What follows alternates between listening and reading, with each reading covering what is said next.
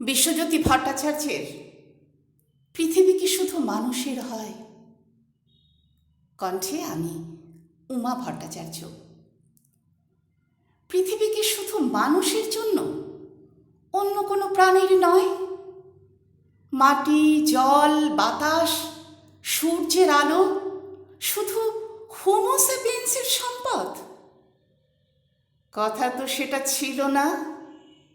সম অধিকার, সহাবস্থানের রীতি মেনে চলবে।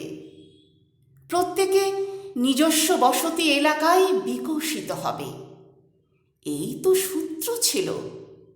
লড়াই চলবে, সেটা অস্তিত্ব রক্ষায়, আত্মবিকাশের। তাই বলে মানুষ অন্য প্রাণীর বাসভূমিতেও থাবা বসাবে? হতে পারে উন্নত মস্তিষ্কের সুবাদে কিছুটা এগিয়ে। সেই জন্যে পৃথিবীটা শুধুই মানুষের? কখনো নয়, কখনোই নয়।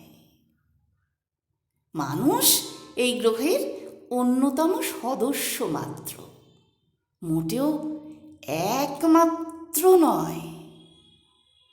সবুজ গাছগাছালি, হাতি, গন্ডার, সাপ, ব্যাঙ, বাতাস, জল, স্থলে ভাসমান সূক্ষাতি সূক্ষ্ম প্রাণ, আকাশে উড়ে বেড়ানো পাখি, প্রজাপতি, নোনা ও মিষ্টি জলের মাছ, তিমি, হাঙর, ডলফিন, এই পৃথিবী তাদেরও।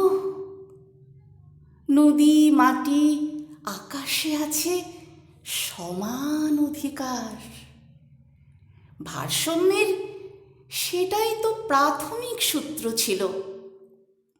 লোভী মানুষ সহাবস্থানের রীতি ভেঙে পরিবেশের পুরোটা কবজায় নিয়ে বাস্তুহারা করেছে লক্ষ কোটি প্রাণ।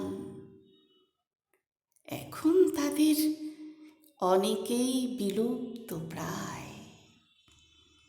ডাইনোসরের মতো আরও কত জীব জন্তু, কীট পতঙ্গ আলবিদা জানাতে তৈরি। আত্মসুখে মশগুল মানুষ রাখে কি তার খোঁজ? ভাগ্যিসরা অবলা। যদি বনের হাতি, বাঘ, বাইসন, গন্ডার, সরীসৃপেরা কথা বলতে পারত, নিজেদের অধিকার বুঝিয়ে নিতে চাইতো, মানুষ পারত টিকে থাকতে পৃথিবীতে।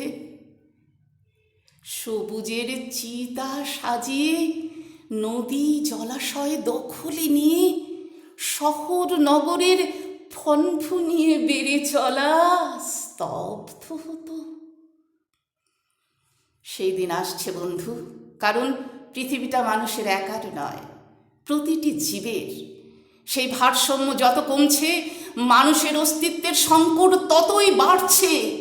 কমছে মাটি, বাড়ছে জলের আকাল, দূষণ, বদলাচ্ছে ঋতু।